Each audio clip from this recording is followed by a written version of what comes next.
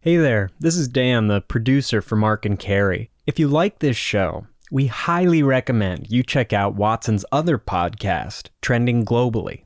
You'll hear more in-depth conversations about politics and policy from some of the world's leading experts, including, occasionally, Mark and Carrie.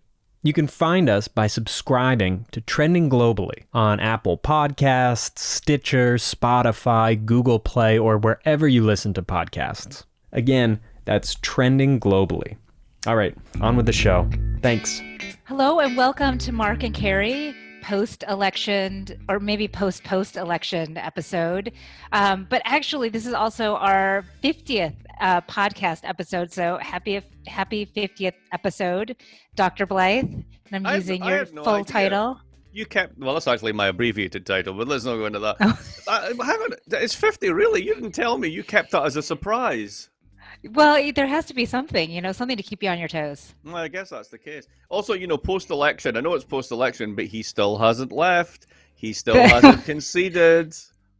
Well, officially he doesn't have to leave yet, but yes, he has yet to concede, yeah. All right, before we get into that nonsense again, let's start with the positive. Since the last time we spoke, vaccines have become a reality. Tell me about vaccines, Carrie. Tell me, should I take it? Yes. When am I going to get one? That's the question. Yes, you should definitely take it. It is the one that's rolled out is the Pfizer, and that's the one that has to be cooled at like minus a billion degrees or something like that. And it's 2 doses. That's the one where the all frontline healthcare workers are getting right now. And then states have their various rollouts in terms of the various phases. It's hard. There's so many numbers about doses right now running around, so it's not really clear to me how many doses are actually available. But it sounds like at least the healthcare workers and the hospitals will get it. And then, I mean, for regular person like me that is healthy, I probably will get it like in the next 10 years. But that's fine with me. And let those that are the most vulnerable get it. Of course, the cynic inside of me says that we'll screw it up in some way, like we won't take both doses or something along those lines, or we won't take it. But at least for right now, it's here. Right. So here's an interesting couple of observations, perhaps. So the first one was, I remember about 2 months ago seeing something, I think it was Moderna, the other company, that had said that 4 states would be the place where they would roll it out first. So yes, you'll go for old people and healthcare workers or whatever, but there's going to be 4 states. One of them was Rhode Island. Now, oh, nice. The interesting, I don't know if they're still doing this or not, but there's not that many people in Rhode Island. So simply by the law of numbers, I'm probably going to have to get one at some point. So that's the second one is, yes, we can screw it up. But amazing factoid, I think I mentioned this to you before. The United States, despite vaxxers and all the stuff that goes around, the United States is not the most vaccine skeptical place around. It's actually France. Really? Yeah, go figure. Like nearly half the French population are like, no, right? So what they've started to do already in Europe is like just wheel out the celebrities. So some woman from the Great British Bake Off has already been like lobbed into a chair and injected.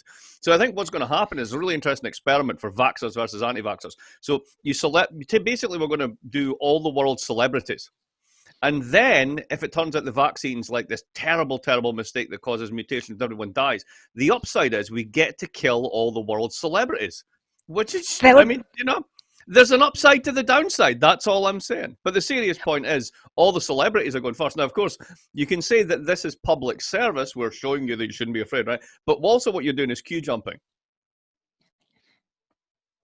Well, I was just wondering this in my own head. Like, Michael Bloomberg's not waiting for this and phase 4 of New York or wherever he lives, right? I mean, did he get it like 6 weeks ago? Like, well, he is also 105. This is true. So maybe he's just immune from everything. I mean, it's the whole American political class, right? I mean, basically at this point in time, I'm like, how old is politician X, right?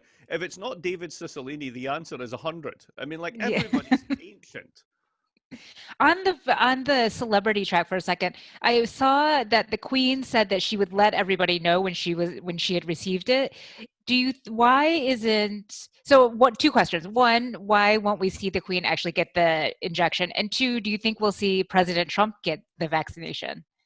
I literally have no idea why they wouldn't show her getting it, other than the fact that perhaps it's sort of the mystique of the royal patronage and body and all that sort of stuff, and Yeah. privacy or whatever, right? So there's got to be some reason for it. As for Trump getting it, no, he's never going to get it. He's absolutely not getting it. He's had it, so he's basically immune in his own mind. So he's not going to get it. It's as simple as that. I don't think that one's ever going to happen. Yeah. Well, thinking about old politicians, Mitch McConnell finally acknowledged that there was a president-elect Biden, and so that's a real profile and courage for Mitch McConnell. Well, all of them. I mean, what about this whole sort of all of those AGs going to the Supreme Court with complete nonsense and actually putting their names behind it? I mean, that just basically says you're terrified of your base. You've sold your Yes. base this big conspiracy theory of junk, and now you have to go along with it. Otherwise, you'll be primaried. It's And that crazy. you are the only thing you care about is being reelected or your place in the party or whatever. That's the only thing that matters to you, and you would sell your family for that. In fact, maybe you did. But yesterday, no, today's Wednesday. Monday, the Electoral College verified the numbers, so it reflected what the actual vote was. So 306 to 232, and there were no faithless electors. I don't, which was somewhat of a surprise because there's some speculation that there might be one or two. And then the next possible total crazy clown car could be January 4th, when Vice President Pence actually has to publicly acknowledge that there's a new president as well in his certification of the results as president of the Senate. So So that'll be a fun. Well, but you got to wonder what's going on in Pence's head at this point. On the one hand, is it sort of like stand by the boss and we're going to go down like this and we rule the party now, so we have this power base, so we keep it going because we control the party, because we control this narrative? Or is it really, I am so sick of this job and I just want the hell out? I know. Well, and Which Michael Pence are you banking on showing up? well, I bet on the like limp, dirty dish rag that'll just stand behind Donald Trump no matter what. But there's also to the second point, like there is a part of him that actually wants to be president, or that and so he's got to play nice, of course, with Trump. But how can he also plot his own way forward? So I don't. I mean, he's got like he's beyond. I mean, come on, He's got such a blank face. He's such a personality bypass. There is absolutely no Yeah, chance that I the love GOP that. in its current populist or your renegade form is going to get behind Pence. I mean, he's got to know that Yeah, that one's just not going to happen. yeah. But speaking of vice presidents, though, how come we're not talking more about Kamala? It's funny. After our last podcast, I made a note to myself. We didn't even bring up that we just elected the first woman and the first woman of color as vice president of the United States. Right, And it's so been completely drowned out. Right. yes. And I think, I mean, which is funny because in contrast to that, I mean, there's the identity part of like Kamala, right? But then in contrast to that, all of the cabinet picks have been so clearly associated with identity, in terms of the first gay transportation secretary and Pete Buttigieg from last night, the first African American to lead the Defense Department, if that general gets it. I mean, so it's just a funny contrast between so highlighting identity stuff, which of course Republicans hate, and then just not at all anything on Kamala. Yeah, so there's an interesting one there. I mean, it's also related to sort of the longevity of the Biden presidency. I mean, just statistically, a man of his age and class over the next 4 years, never mind being in the most stressful job in the world, does have about a 24% chance of flipping the mortal coil. At which point you will have not just your first woman of color vice president, you might have your first woman of color president. And that's going to be a huge lightning rod for the currently mobilized, energized, and over the borderline racist elements of the GOP. So maybe this is part of the strategy of keeping the whole thing going and keeping everybody angry and energized and on the front lines and keeping Republican identity politics up there, because they're basically waiting for Kamala to become to take the big job. And then that's when they really go for it. That's when you see the real culture war starting. What do you think? Well, yeah, no, it's totally true on the culture war, and and the other thing that's really important to this conversation is it keeps the money coming in. I mean, Trump has, I think, netted close to $200 million in letters to help him reverse the election results. Of course, part of that is exactly what you described, but the left also can raise a ton of money off from that as well to keep. I mean, as much as the culture war is tearing the country apart, is a huge moneymaker as well. I mean, that's particularly cynical, but it also does. It fills the bank accounts of both parties. No, absolutely. I mean, so you've got, let's turn to the Democrats for a minute. You have that AOC and others on the left basically screaming about the fact that the cabinet is nothing but warmed over Obama administration people, and then a few Yeah. token people of color, and none of the left are in there. And you're not in a position to do anything about Green New Deal or student loans or anything dramatic that they actually care about. And that is a totally fair critique. But it's also totally fair that until you win Georgia, you can't do much of anything.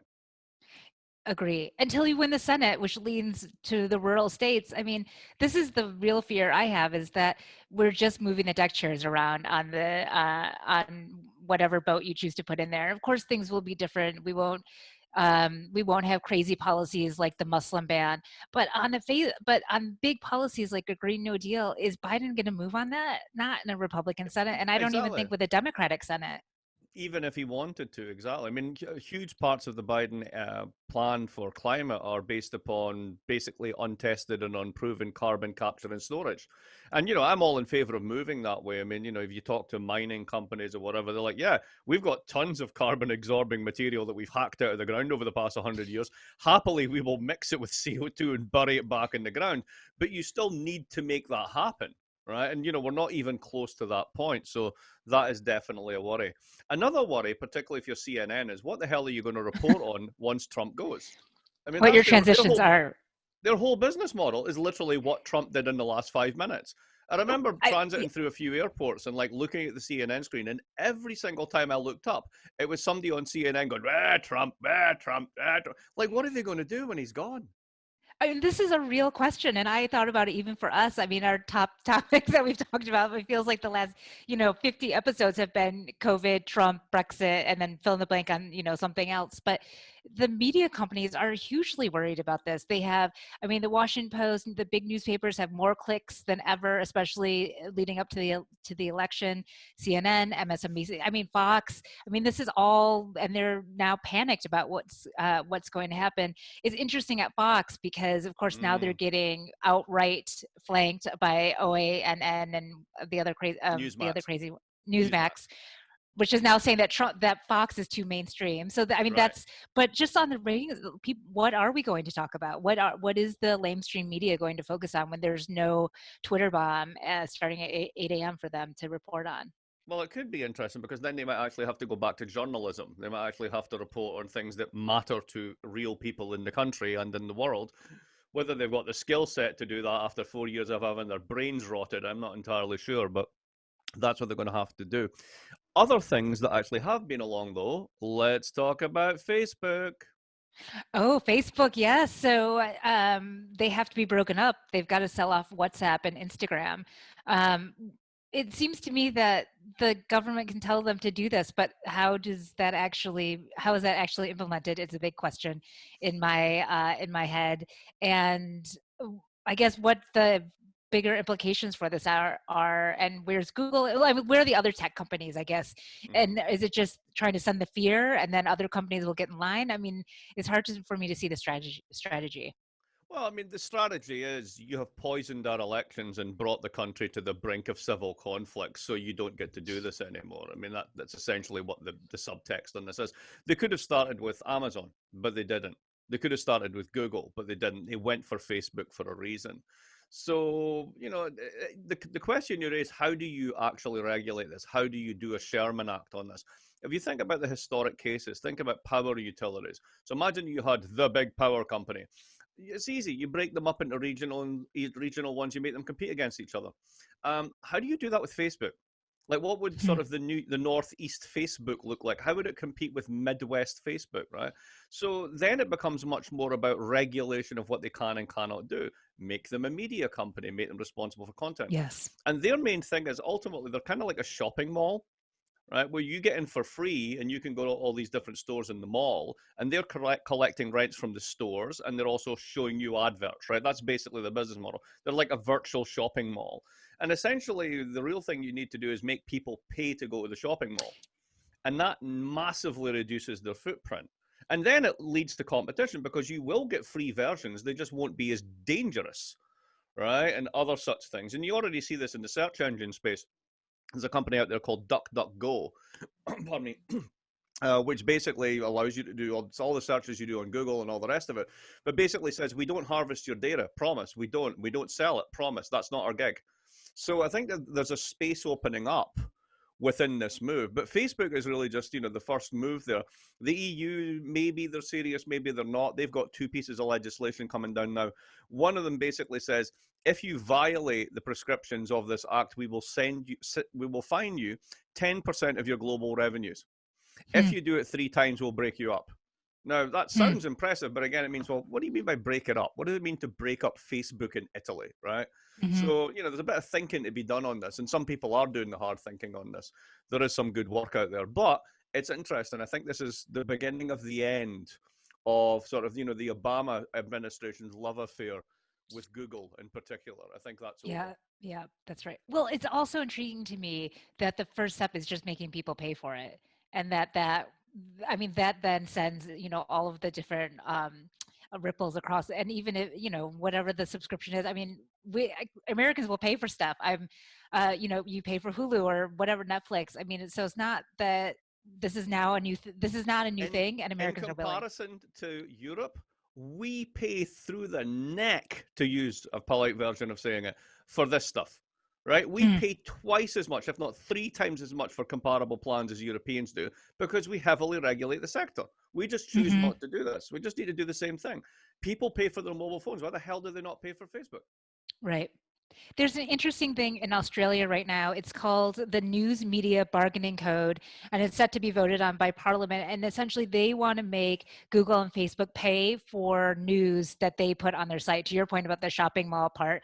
And so the the big companies would pay for the news that they circulate on their websites. So that seems like an interesting thing to me as well. Of course, it would really benefit the wallet of our buddy Rupert Murdoch. But it's, because everything is circular in that way. 70% of Australian media, absolutely. yeah, exactly. No, but in principle, it's the right way to go. I don't know if you do this, but if you have an iPhone, you're bored, you're standing around, you flick left, and then you get to the Apple News. And what it used to be was just like loads of different stuff, and the algorithm notices that I will click on stuff from Popular Mechanics, and I will put on stuff from, let's say, The Atlantic, right? So you get that in your feed, and then one day you try and it says, this requires a subscription to Apple News Plus. And it's like, no, you don't get to do that. No, you don't get to do that. It's either... That is my one protest against Apple, is I don't look at Apple News. But it's all, they get me somehow anyway. But that's interesting about the subscription. Geez. Yeah, everybody, basically the whole business model of this is rentierism again. This is my new kick about the world, right? Nobody innovates. Nobody tries to do new stuff. What you want to do is capture a known technology and become king of the castle and make everybody pay a fee. That's really all it is for everybody's business model. If you think about all the different platforms that are out there for watching movies and all the rest of it, why is Apple getting into making movies? Right? It's totally ridiculous, right? There's so much content already just on Netflix. Well, it's king of the castle. It's the subscription. It's the fee. You want that one thing, you're going to have to join. We'll give you 3 months free, but then we'll make it impossible to unsubscribe. The usual. Yeah, it was interesting in this thing about Australia, that because I hadn't thought about it in this way, that news is a public good and that Facebook and Google are free riders on this. And so, it's like basic econ. And anyway, it made so much sense to me to think about that. Thinking about free riders, Blyth, what's happening with Brexit? Another perennial topic for us. Oh, God. It eventually comes to an end, or does it? I think the latest news now is that they could work out a way where they actually have a hard Brexit, but it's not hard because they don't really instate tariffs, which you have to when you default to WTO rules, but you can write some kind of back-of-the-envelope memorandum of understanding that says these are in abeyance pending further negotiations. So it just goes on. Essentially, the entire purpose of the British government 2 generations from now will still be renegotiating Brexit. It's completely ridiculous. My favourite example of global Britain and how this is going to massively benefit Britain, it's marvellous, right, is this thing about changing the tonnage tax. Now, hold on to your seats for this, right? Well, Here's our new growth strategy. We're going to have more ships around the world flying the British flag. So in other words, you're going to basically do a big tax cut so you can get some of those Greek ship owners to put a British flag on the boat.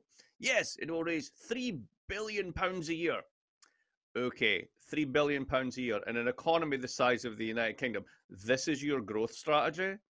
Right, really? You spend 10 times that on road repair, right? So yeah, this is the level that we're at. It's truly pathetic. Well, I mean, there's talk that, I mean, this is on my podcast, that there will be leadership change within the Tory party, and John and Boris will be out, and then the new person will be left to deal with this, and then the next person. Is that on your horizon, that you think that there'll be a leadership change? Well, you know how they always said that George Bush's assassination insurance was Dan Quayle.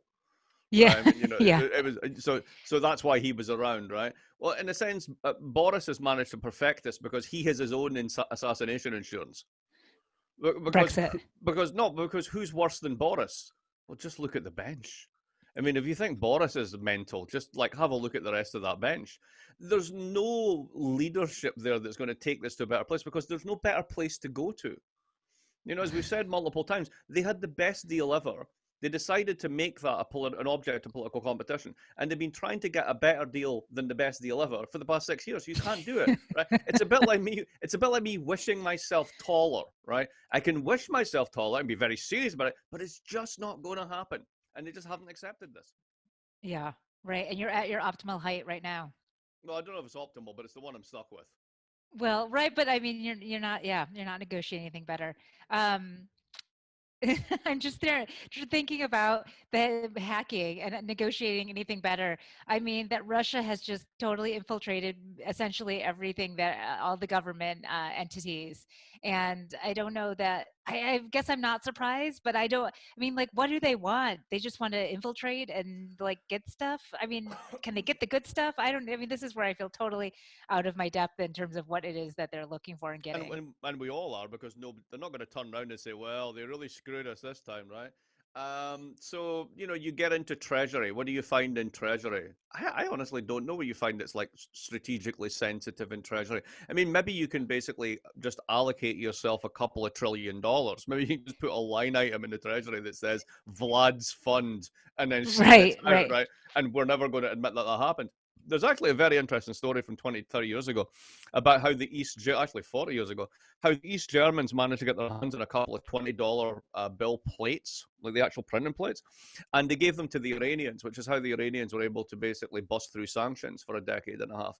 And it's also why we had the currency reform that reprinted the $20 bill at the beginning of the 2000s. So there's Wow, loads of, that's such a yeah. Alex Cooley, the political scientist, his dad had a manuscript on that, and he'd done all the research on it. He was an incredible investigative journalist, and somebody broke into his house and stole the manuscript. No, Go that is figure, a right? that is Yeah, awesome. Wow, what a right. So story. these types of things, you know, they've been going on forever. It's just now that they happen in a digital space, and we just don't know the consequences of this. I mean, I can't imagine what nicking stuff from the Commerce Department's going to do for you, but Treasury and who knows where else they went. But the key Yeah. thing is, at which point, if you know this as Fancy Bears or like Bear Enigma 415 or who it is, right? What do? I mean, do you start hitting back? I mean, do you actually get into basically, we're not at war with this country, but we are now at cyber war with this country? And how do you control that? What do you do about escalations? I mean, let's say But that I we think go in and nick their stuff, and then they come back and shut down some power plants close to our vaccine storage facilities, right? What do? Do you then hit back and shut down their power plants, right? Tit for tat, where does all that go? well, and we don't know, of course, what we've been doing, and because I'm sure we're doing the U.S. is doing the same thing. So what are we getting? And right, and is this an escalation of what you just described? But Putin, on just back to Biden for 1 second, did congratulate Biden. I think that was on right after the Electoral College I did would their have vote. loved to have been on that phone call. Can you just imagine that? Here's the phone call, right? Hello, hello, Joe. Hello. Yeah, it's Vlad. Congratulations. I believe you won. Congratulations. Goodbye. That's what's going on. There's nothing there. There's no like warm congratulations. No, or like let's get together in the new year, something Exactly. like that. But speaking of the new year, we are going to do, because there's been so much going on, that we wanted to do an end of the year podcast. So we'll come back next week, dear listener, and We'll and drop the some Christmas special. Woohoo! Yes, with some lighter stuff, and then an update If on, we of can course, find any. yeah, on all the other stuff that we've been talking about this year, but also just to look ahead, which I think will be nice And we're also as going to well. bring our engineers into it. We're gonna basically do a Howard Stern on this one and bring the gang in. And get Yes, them as 'cause well. So you'll finally get to see, if you watch the YouTube version, what Dan and John look like, and it's not a pretty sight, I can assure you. I disagree on that point, but yeah, no, and they're political and politically astute, just way more than me. The one thing I did want to end on, and this is just thinking about one of our topics of what is the news going to talk about. We have some real competition coming up in the new year of Blyth in terms of I know. podcasting. Harry and Meghan, they just inked Yeah. a big deal with Netflix and are starting their own podcast. So I am don't. so listening to that, because either it's going to be unexpectedly brilliant or the most vacuous thing in human history. And I just want to know what it is. So they're going to get 20 million listeners just to find out. Yes. And I mean, does Harry want to do this? I mean, this is the other thing, just to think about That's the it. internal stuff, the internal politics. But I'm with you. I will listen just to see whether it's a comedy show or whether it's something serious. So I think this will not be our last year or our end of the year episode. We'll come back to you next week with some potentially New Year's resolutions. Yes, call this one the penultimate almost Christmas episode, but not the special, which is coming this week. Excellent. Perfect title. All right. Until Thank you, then, everybody. bye. Thanks.